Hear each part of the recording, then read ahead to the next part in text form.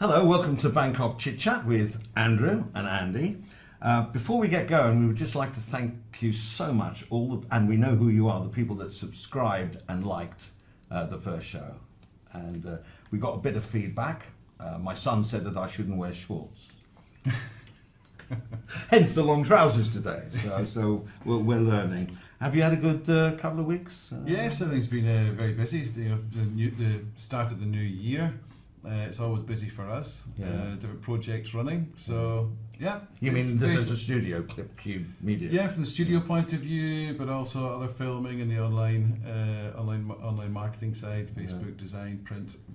We're getting very busy. It's just people just back and they've got their budgets approved. Yeah. So you've got to work hard now. Yes. Okay. Which is good but it isn't really work. I enjoy it. You just live upstairs. So. Yeah. Well, yeah. No, not upstairs. Yeah. Right, Thailand has been named 9th in the top 10 of best places in the world for retirees.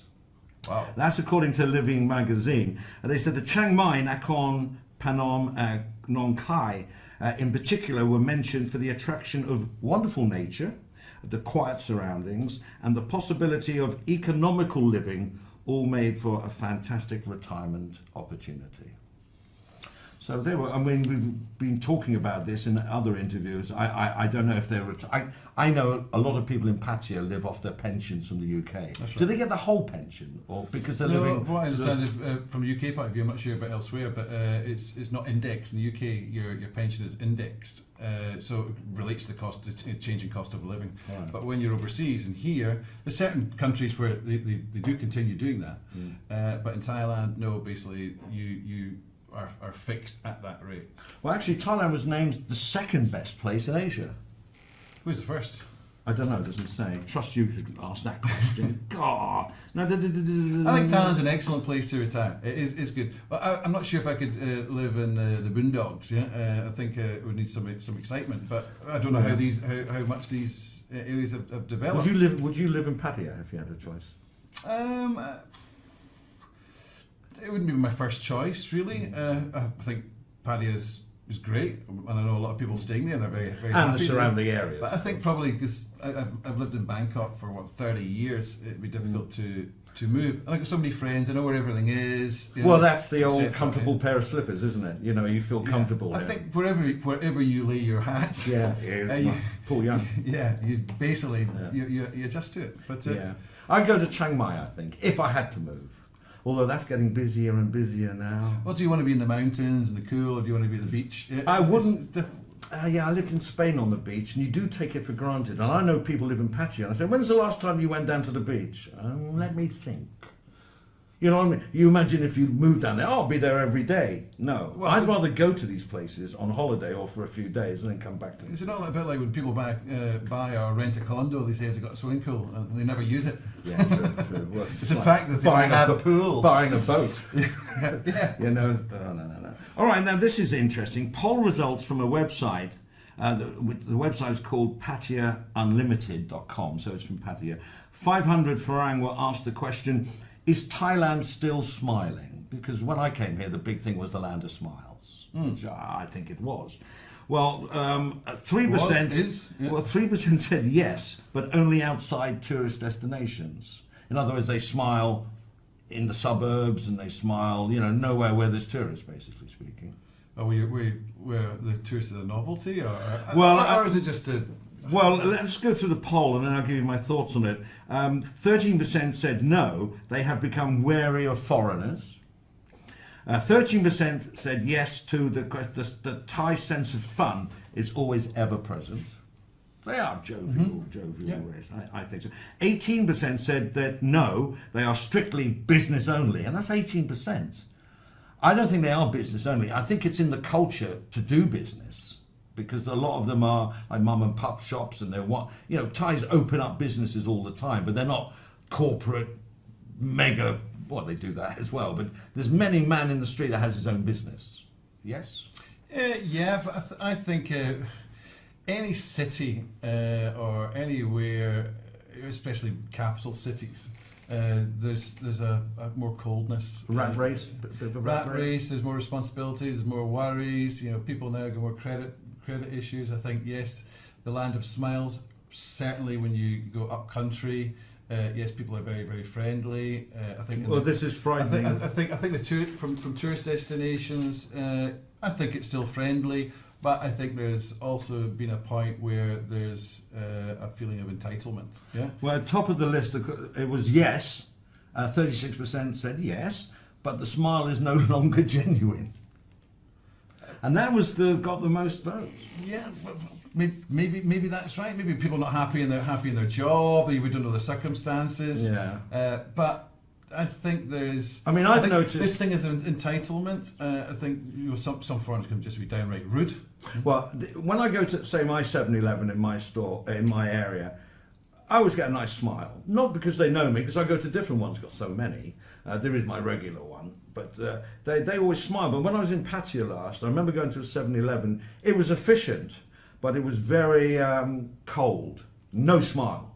And I think, like some of those answers to that poll, I think some tourists let themselves down in behaviour. And I think if you continually getting people who are maybe rude or the staff obviously begin to have a negative attitude, or they're extremely busy and they haven't got time for chit chat.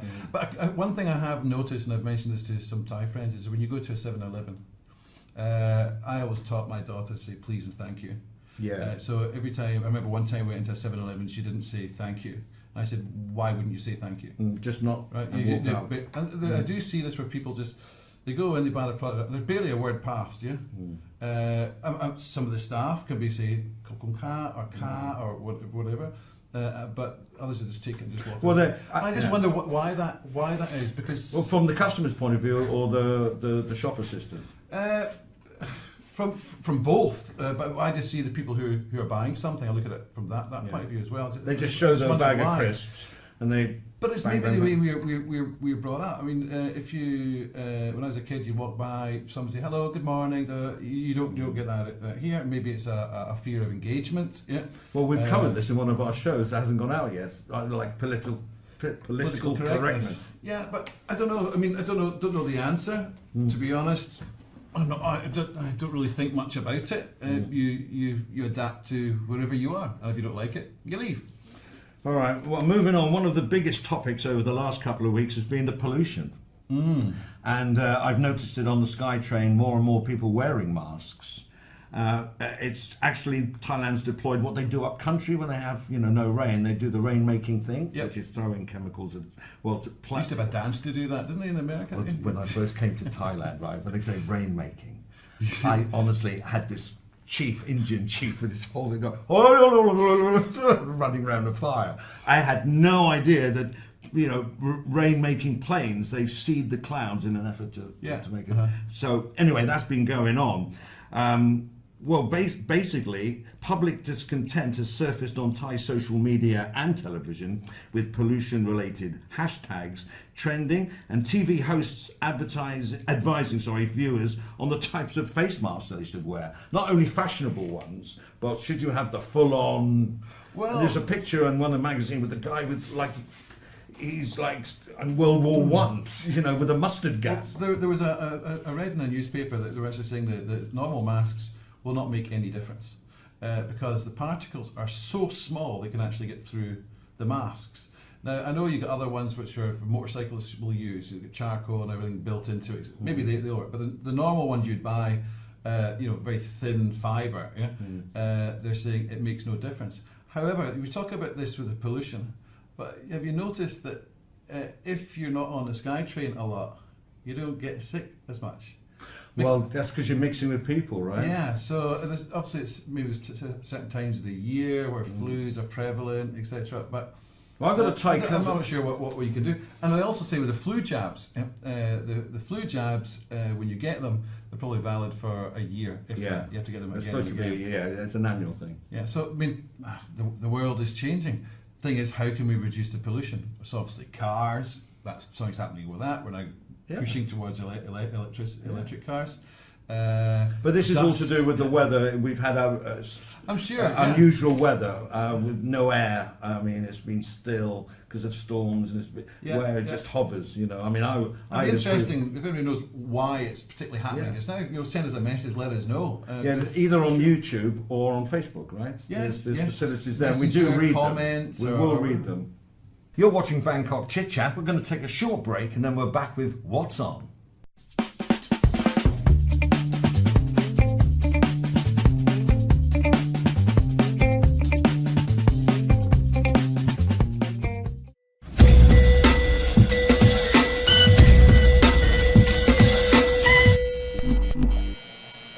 This is What's On. I used to do What's On for a magazine, and I used to do hundreds of them, and I've still got on my computer all the things that I need to go to source it all. But it's just so many. So what I do is it's just it's sort of a sample of what's on. I mean, there's networking night, you know, Anchan. Yes. Obviously.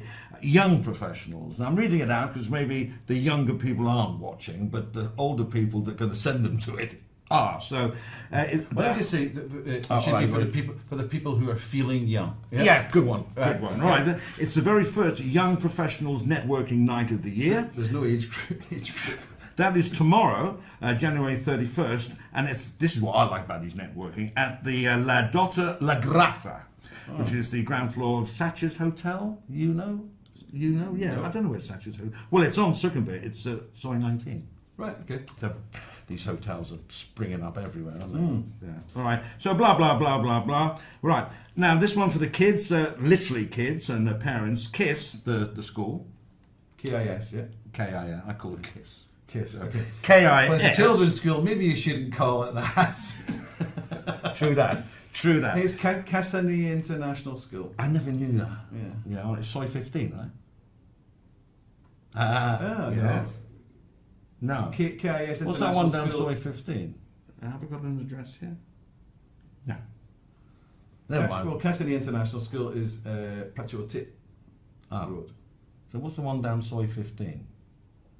I think that's the. If you say it, my son used to play football there. Yes, it's United Nations, is it? No, I'm sure it's KISS. No, it's not KISS, is it? No, it's oh dear, never mind. Apologies for that. Can we cut this bit out? Apologies for that. Someone can tell us what the school is. Families with young children are invited to join a morning of bugs and butterflies themed fun and games at the KIS's Bugs and Butterflies Picnic. That's on Saturday, February the 2nd, from 9 till midday. Picnic features lots of exciting activities, including outdoor play, puppet shows, games, arts and crafts. All families with young children are welcome to join, and the planned activities are ideal for children from 2 to 6 years old. That's entry fee 400 baht per family. Per family? Yeah, if I had a young one, I used to go to these things. 10 of a family. We get a good deal, basically. There's a Thailand, if you like gadgets, Thailand Mobile Expo. That's at Bitech, 7th to the 10th of February. If you're like IT inclined, Thailand Mobile Expo is a mobile exhibition in Thailand. There will be the latest technology there for smartphones, tablets, gadgets and other IT accessories. Exclusive promotions will be available there as well, so you can get your Wi-Fi stuff there. Yeah, okay. Well, you're not another smartphone, You've got to be smart to use a smartphone. Oh, right, okay. Have you got a smartphone? No, you like gadgets. I love gadgets. I'm not a gadgety person, I must admit. I get what I need. Yeah, and that's right. Oh, okay. Yeah. Big thing coming up in February, Valentine's Day. Now, what's your look on Valentine? Oh, we've got to say something about Australia Day and Children's Day, the past. If you're Australian, hope you had a good one. Good day. Yeah? Yeah. Happy Australia Day belated. Yeah, so, and Children's Day we had a barbecue with one child. Right, okay. Plus me and my son and all that, although we're old with children at home. A lot of people went to Don Muang. Which we live right by. God, those planes are not making a noise going. Yeah. So was it good? 2 nephews had a great time there. Yeah, were a lot of people? Oh, I saw the traffic jams around it. Very, very, very busy. And I think it's great. I think it's good. It also brings a national pride, which I think is great. So, what was it? You mentioned Oh, Valentine's. What's your take on Valentine's Day? Valentine's- Is it he's going to go. Oh, it's a commercial thing. Well, it is a commercial thing, but I mean, it's just like if you want to take advantage of it, you take advantage of it. It's probably a day where you're supposed to be really, really nice and not have a fight.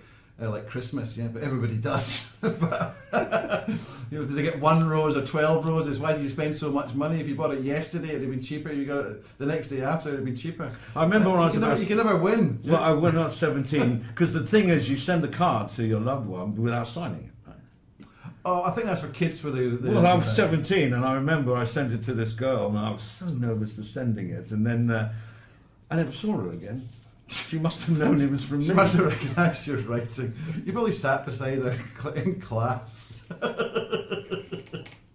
You used to tie their pigtails together, you know. I always wondered, what was the point of sending a card to somebody they don't know who it's from? Oh, I know. Yeah, okay, they feel, oh, somebody really fancies me, and then wouldn't that just annoy them to know? But I mean, who it it's a was? big thing, and I mean, if you want to celebrate or whatever the word is for Valentine's, just Google Valentine's Bangkok, and you'll just get a plethora of stuff to go. I've just picked one, probably pretty high end, at a restaurant. What was it called? The Valentine's Day. Savour a stunning and seductive 6-course menu at Park Society Restaurant, So Sofitel.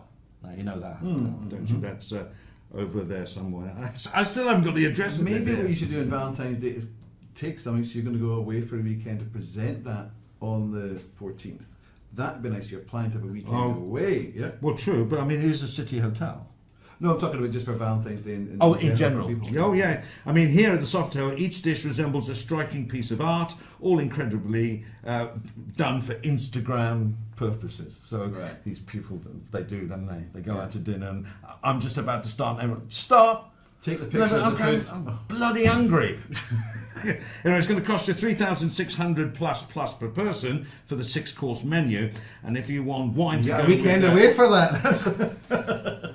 and if you want wine pairings, it's another $2,300 All on right, top of that. okay. And your it says here your lady will get a rose, but I think that's a bit sexist. I think it should be your partner gets a red rose. Right?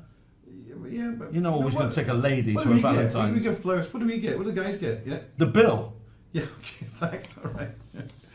Something that frightened me, I don't know if it's going to work or not, Thai driving licenses. This is from the newspaper Sanook, reported that the scheme is going to show details of the Thai driving license on your phone that started last 15th of January.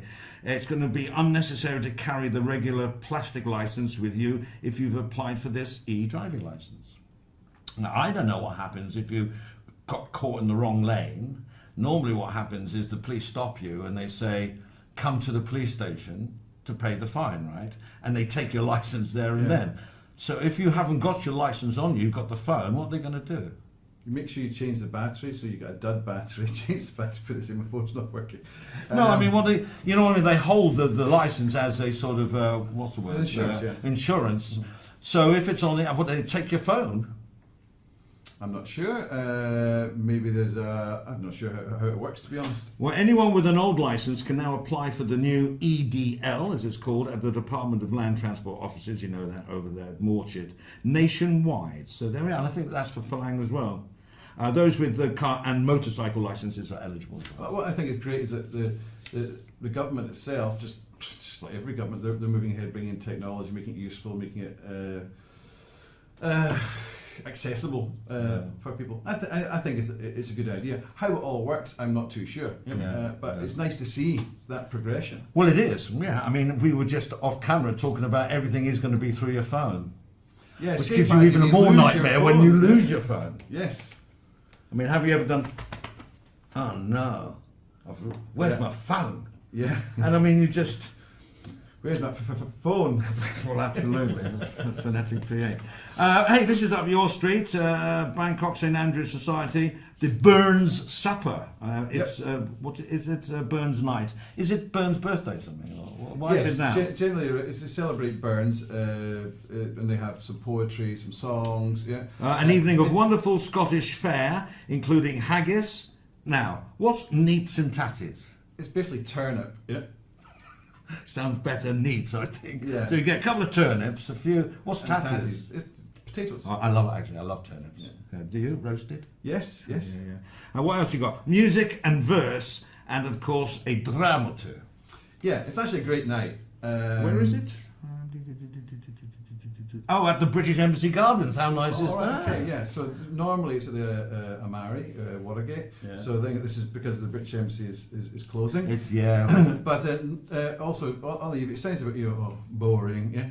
But you have an address from the men and the women, an address for the lassies, etc.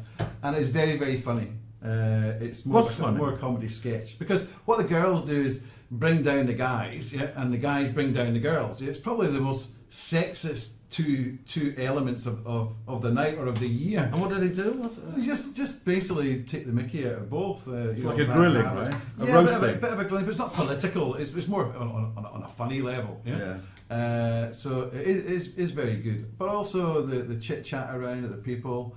It's actually a very enjoyable evening. Especially the dram or two. The dram. If you're ever taking haggis, always add a little bit of whiskey to your haggis and mix it in. It's delicious. No ketchup. Yeah. Okay. Haggis is okay, isn't it? Oh, it's I lovely. think people, but the first thing they say about It's haggis, peppery, it's a spicy. stomach, and that puts off loads of people just because you say it's in a cow's stomach. It's in a cow's stomach. Yeah, well, look at black pudding. No, I mean, That's, I've had that's haggis. good. I love it. It's like what we used to call faggots. All right, you can call it what you want. We don't call it that. Yeah. You haven't heard of a faggot? A faggot's like minced meat and herbs and all that business, and it's rounded off, and it's about that size. Oh, I've not and seen you that. fry them or you roast them. Yeah, it's just, I think it's what's inside a haggis, Right, without okay. the stomach. Okay. Well, that's more or less it. Is that it? Yeah, I think so. Once again, thanks for subscribing. We really do appreciate it and liking it. And you can find out how to get in touch with us at the end of the show. Yes, that's great. Yeah. What is it? It's on YouTube. But you have a ticker tape at the bottom with all the details of the contact. Oh, we'll have that going by then. Right, Yeah. it's already there. It's already there. All right. And it'll be at the end of the video, and also with the subscribe button for YouTube.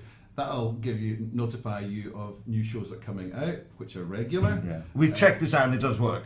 And what will we also have? We have an interview coming up. You've forgotten your timeline, haven't you?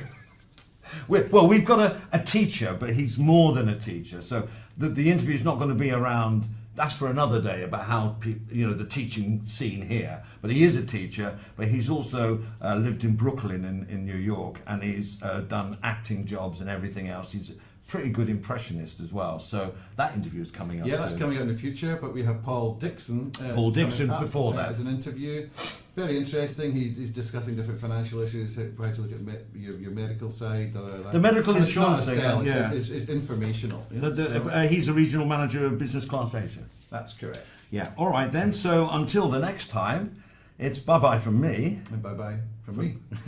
See you next time. Bye bye.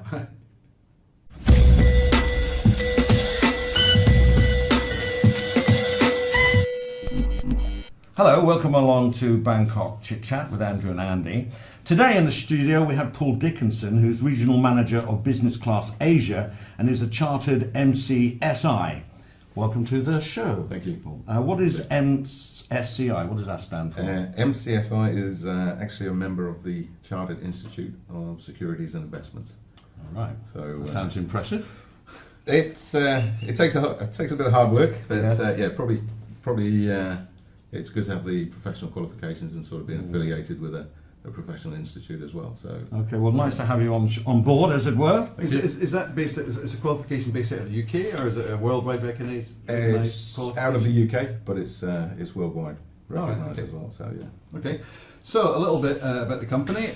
Business Class Asia provide a variety of services from wealth planning and protection, health and life insurance, corporate services like key man insurance, and setting up of corporate pensions and employee benefits. In addition, they have a property arm dealing in local and international properties. So, ask a few questions. So, how long have you been living in Thailand? I've actually been here just over 18 years. So yeah, probably one of the longest places I've ever lived. So, why did you originally come here all these years ago? I think I was actually I took a year out from work in the UK and literally travelled the world. Like a gap year. Took a gap year, yeah, at 30. So quite lucky, really. Lucky to be able to do that. And I was actually heading down to New Zealand. Right. Ended up in Thailand for 2 months. Where are you originally from? I'm actually from Yorkshire. Oh, okay. Yeah, so You've lost the accent then? I have, yes. I've been away a long time. Is that because people have to understand you? You have to speak clearer, just like having a Scottish accent. Yeah? Exactly. Even the lifts don't understand us. Yeah. Yeah, I actually go back to the UK now, and a lot of people think I'm actually Australian. Which, I was going to say that. yeah. There is a bit of an Australian thing So, going for you. Quite a few colleagues, Aussie and Kiwi colleagues in the past. So yeah, for some reason I've picked that up. But so yeah, I was supposed to head down to New Zealand. 2 months in Thailand. Had a week in Kanchanaburi. Went down with malaria. Oh wow! And ended up back in the UK. And then 6 months recuperation, and I was back in Thailand. And you decided after that, I'm coming I back. got a second chance. I'm I've had immune now. malaria. Will I get it again? Yes, you could. Well, I thought I've had it once. I'm safe now. So Yeah, you went back. So yeah, I came back probably I think about 6 months after. Right. Yeah, and looked for work back over here. Yeah, I enjoyed it that much. So yeah. All right. So you've been staying here. So why did you actually choose to stay here? You decided to come back to Thailand and look for work. You got a job. Yeah. And why have you stayed so long? I think when I first came over here, I think the sort of the way the UK was going, and I think there was a lot in Thailand that was similar to maybe when I was growing up in England. Respect for elders, the way of life. Okay, it's totally different, but the attitudes that people had at that time, 18 years ago, it was very welcoming. Yeah. Well, and of course the economy was it picking up by then, or was it 2000 already? 2000 was, yeah. I mean, we had they had the Asian crisis in '97, so of course by 2000 things were sort of starting to move on again. That it was getting over that. So I suppose yes, it was cost effective to be here because of the exchange rate.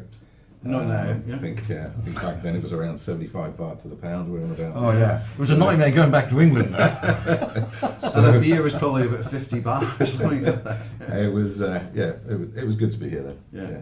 And it still is. Yeah, it's still a good place to be. Oh, that's good to hear. So within your industry, from when I take it when you came across here, you were in this in a financial industry. Yeah? Yeah. So how has that sort of changed? Okay, 1997 was a crash. There's been a few blips in between. Yeah. But so how has it changed?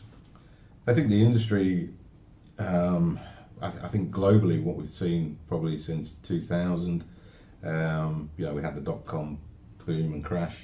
Then of course we had 2007, 2008, again another crash. So we've seen a lot of regulation changes.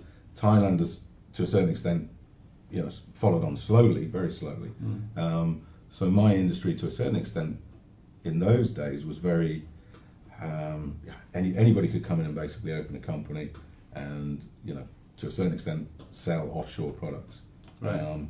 It was, I suppose realistically, it was a grey area, and I think what we've actually seen then, because of the regulation changes, we've seen, basically the industry as a whole shrink massively. Right. So there's less advisory companies around now than there was A lot then. less. A lot less. Yeah. Do political things that are going on, political-wise, does that affect your industry or what's happening on the political scene? In my opinion, and I'm not a professional, it doesn't seem to. It's just life goes on. Life goes on. Yeah, I think life goes on. Again, it's we're sort of in an industry that's global now, rather than sort of we work in Thailand and we're affected with what can happen in Japan or what can happen in the US. Yeah.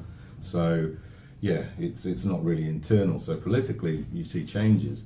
I think within Thailand we've seen many changes over the 18-year period, but I think also it doesn't really have a major knock-on effect. The only part, I suppose, in my sector is we're pretty much expat focused. So we have seen basically troughs through that 18-year period where we've seen a lot of expats leaving, a lot of industry changes. Oil and gas, I suppose, to a certain extent, you've seen that sector in Thailand basically where a lot of the overseas companies come in, a lot of expats, set up the industry, get the industries moving, and then of course eventually the Thais come in and basically take over a lot of those positions. So you see that sort of peak and trough. 2007, 2008, again, massive changes with the number of expats who were here. Do you think it's, my impression is the number of expats in Thailand now is still reducing? Or are some people starting to say, well, not reducing, it's just people that are leaving, and other people are coming in to replace them? I think there is that. I think that is that. I think maybe some of the nationalities of the expats are changing. Is that right? Yeah. You see industry changes. Yeah. So it's like I said before, oil and gas. Again, sort of earlier on in the 2000s, you had a lot here, and again, the industry was set up. So again, certain areas of the oil and gas industry, you didn't have as many people here, and then of course we had the boom in oil. The price went up, over $100 per barrel, etc. So again, production was increased, more expats come in, but that again was in the offshore area rather than the onshore places like Maptaput, Satahip. Right. The industry's down there. So you're seeing the changes, and of course then you're also seeing changes in industry. We've now got more manufacturing, car manufacturing. Aerospace. That was a biggie, wasn't it? Yeah. In the old days, everything was more or less imported. Yeah. So aerospace now again is another industry that's coming on in Thailand. Yeah. Really, I didn't know that. Yeah, I mean it's not necessarily the aircraft themselves, but the peripheral businesses. So it could be basically aerospace, aircraft interiors, this type of thing, servicing. So you see the changes in this industries there. Right. So within the marketplace, just now, you're primarily dealing with expats, correct? Yeah. But do you see a growth in the interest of your services? Because primarily you're dealing about wealth management, etc. We maybe go a little bit more detail, but also you're dealing in property. A Thai can buy property in the UK. Yep. Yeah. And then also you're dealing with insurance, medical insurance, employee benefits, that kind of thing. Have you seen that the Thais are more interested? Because the reason I'm asking it is because some of the Thai people, my Thai friends, they actually are buying health insurance packages, which you wouldn't expect them to look at because they're not Thai companies. They're using foreign companies as their insurance brokers. Yeah. Maybe these foreign companies have a brokerage license here or something to that effect. But I'm seeing that some Thai people are actually buying the packages which are normally targeted at, not exclusive for, but targeted at expats. Yeah. Are you seeing more of that, or are they still going for the local Thai companies? It's you still see a lot. I mean, I think the big insurers will always be there. Yeah, so you look at AIA, AXA. These companies are moving further and further into emerging markets, bigger operations in emerging markets. So the foreign insurers are actually becoming more predominant in that industry here. So if you look at, I suppose the Thai market, we don't get that involved with it, but you've had Bupa here for a long time, which again is a huge Western brand. But Bupa, I think it's Bupa Blue Cross. You've got the likes of AIA. I mean, I've been with them since late 80s. Yeah. So I think the way the local market looks now, is it a good thing? I'm not really sure. But there's more products, more services. More opportunities coming into the market, more sophisticated products coming into the market. Which is good for the consumer. Yes, in the sense of they get more choice. Yeah, you've got more competition. I think I'm sort of old school in the fact that I like to keep things very simple, very clear, very transparent, and I think sometimes on the insurance side of things, okay, that's very simple. You have a policy, etc. On the investment side of things, I think sometimes there are instruments or parts of the industry where really it's not suitable for a retail investor. Right. So on that side of things, I think some things are good, but I think keeping things very simple is probably the easiest way. In the case of medical insurance, why would somebody? Because we can buy either as expats, working, work permits, etc. So why shouldn't we be looking at the Thai packages as opposed to? Is there a big difference in price, or is it all just related to this is your coverage and it's going to cost you this amount?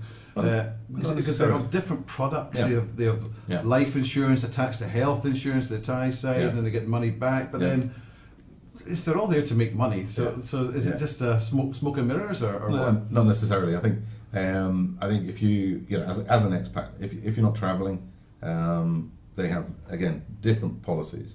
So you can have a global policy. Most of them exclude the US because it's so expensive. Yeah. So you can have a global policy which, like I say, covers you wherever you go. So if you're back in Europe or Australia, you're covered there if anything happens to you. If you don't, maybe for a semi-retired or a retired expat who predominantly spends 52 weeks of the year in Thailand, then look for a local policy. Maybe Yeah. you trip over to Vientiane, or you go down to Cambodia, or you go down to Singapore, then look for an ASEAN policy. Right. So again, it really is about what does the client need and Right, matching okay. that. So you can do that. Right. Yeah. Okay, Yeah. that's good. Now, within you're not a financial advisor as such. You basically help people through getting insurance and also the management of their wealth Yeah. and building plans. Yeah, Yeah. That's what Yeah. you call life plans. Life yeah, plans, that's right. but you're not trying to sell them packages of fixed term and things like that. So No. you're different from other organisations, as I understand it. Yeah. I've also had to do some research on what they're doing. But I'm going to have to ask a question. Yeah? We all get calls. Yeah? And for me, if someone calls me up, I'm more than happy to speak to them. Sure. That's fine, because they've got a job like anybody else. Yeah. If I'm not interested in something, I'll obviously turn around and say, well, I'm not doing anything just now, so sure, you can call me back in 6 months or whatever it is. Yeah. Everyone's got a job to do. Everyone should be polite. Exactly. I've heard some people telling people to F off and all this sort of stuff. Yeah. I just think that's... Mind you, after the 20th one in one day, everyone's That's never got quite as patience. much as that. But in the But 2000s, it was a some- lot of calls. Some of it is some sort of being upset is sometimes warranted, as you say, if it's Yeah. non-stop. And then you said to the person, they call you next week. Oh, they've got a new person's come on, they've got another list, and they're calling you again. Yeah, come on, I told you. It's like that guy selling sunglasses on the beach. The first one you're super polite. By the 20th time, you're kicking him all the way down. Go away, go away. Exactly. Unless they're selling beers. So Eventually move off the beach. So with that sort of let's say stereotype, which Yeah. is probably reputation, Sure. basically, why has it got that reputation, a negative connotation? Why is that? Yeah, over the years, yeah, it's probably been built up. Good question. I think I think anywhere we go in the world, it's probably got that reputation. The industry's got that reputation. I know, working through the CISI in the UK, we had the same issues in the UK. Right. We had the retail distribution just after, the retail distribution review just after the financial crisis in the UK, and it was a case of where, how can we protect retail investors or retail clients? Yeah, Right. We're not talking corporate businesses, but I think there's a lot of people in the industry that basically maybe weren't qualified, go into the industry really just looking for the quick buck. Right. They have a short-term plan.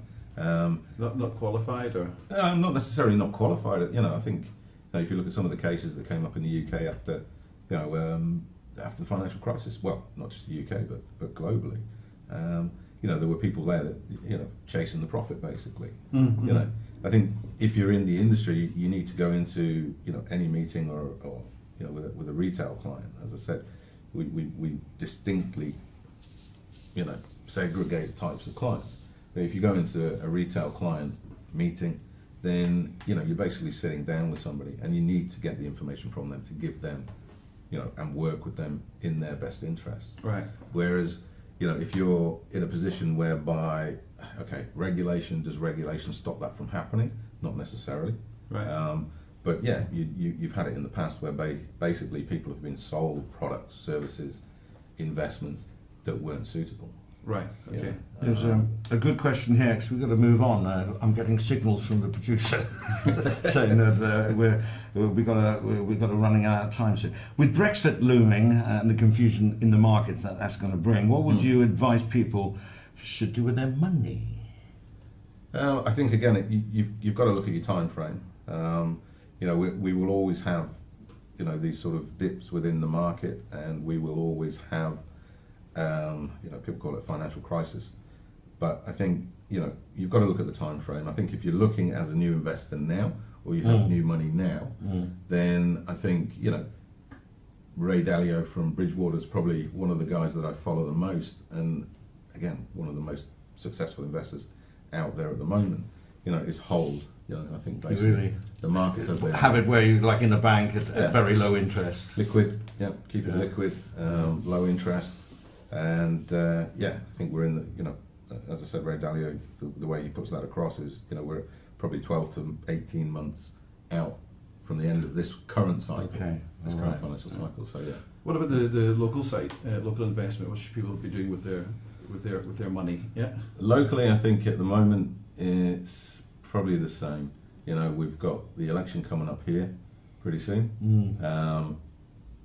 It's been pushed out a few times now.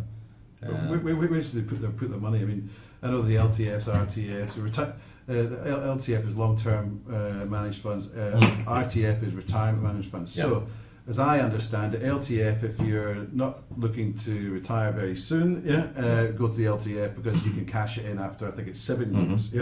RTF, you can cash it in when you're 55. So you will get the return, but the big benefit is, as I understand it, correct me if I'm wrong, is that you get 10% of that investment amount back as a tax rebate. So it's like a 10% interest for that period. So if you take that across 5 years, you're talking about 2% across a 5-year period. So you're getting that guaranteed straight away. It's not dependent on the markets, but also you will get dividends from certain ones. And of course, that is your capital could change in that. So is there anything like these things? Anything else they should be looking at? I think if you life insurance as well. Life insurance, you can get your tax breaks as well. I mean, we look at the whole structure. So retirement, have your retirement plan in place. Get that in place as soon as you can. Right. Because it's basically cheaper if you start early. And of course, protection, life insurance, yes, we don't know what's going to happen. These things basically, having that plan in place. If you have a family, life insurance is a must. If you're long-term expat, then you should look at the local products because of the tax breaks that are available. If you're here, maybe on a 2 or 3 year contract, then maybe they're not suitable. You may be moving on to another country in 2 or 3 years. So then, of course, you want to look at something that's tax efficient and can protect you while you're moving around globally. Right. Okay. So there are structures out there that we can put in place for that. Okay. You're also into international property. You also do local property.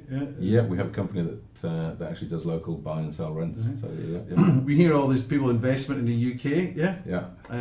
What about the investing in the UK is the right time? Because there's predictions that with Brexit, what could happen is that the prices, maybe aimed at London, are going to drop. So are you going into negative equity? London's already dropping, and again, I think with what's happening, it's very difficult basically to see where property prices will go at the moment. But coming back to investing, why are you investing? Are you looking for the quick capital gain, or are you looking for the income? So if you're looking for a yield off the property, then yes, that's still the way to go. There's still opportunities there in the UK. There's probably still opportunities globally in certain cities. But as I said, it comes down to why are you investing? What are you looking for? Are you looking for that quick capital gain? Probably not a good time at the moment. If you're looking for long-term capital gains, yes, property is still a solid investment, still a solid asset. But again, people look at property for different reasons. Look at the yield. Yields in London, very low. If you look at the UK, probably Manchester, Birmingham, a lot better yields, 5, 6, 7%, this type of thing. So, Right. Well, we've got a lot of time, but just am I correct in saying this? When looking at international property, I was told that you should look at a place for property which has a football field, Here we which go. has a university. Yeah. Yeah. Yeah. And all these things that attract people, especially if you're looking at student Sure, property. sure. Is that a yes or a no? No, I'd say yes, definitely. Right. Yeah. Okay. Yeah. Okay. So. Well, that's it. Well, first of all, thank you very much for this. Nice Thank to you. have you. Yes. Good to meet you guys. I learned a load. Thank you very much. Yeah. We've got another show coming up on the 13th, so don't forget to subscribe to the channel at the end of this video. Like and share on YouTube and Facebook would be great. Thanks for tuning in to Chit Chat. That's it from me. And that's it from me, and that's it from him. Yeah. Thanks very much. See you next time.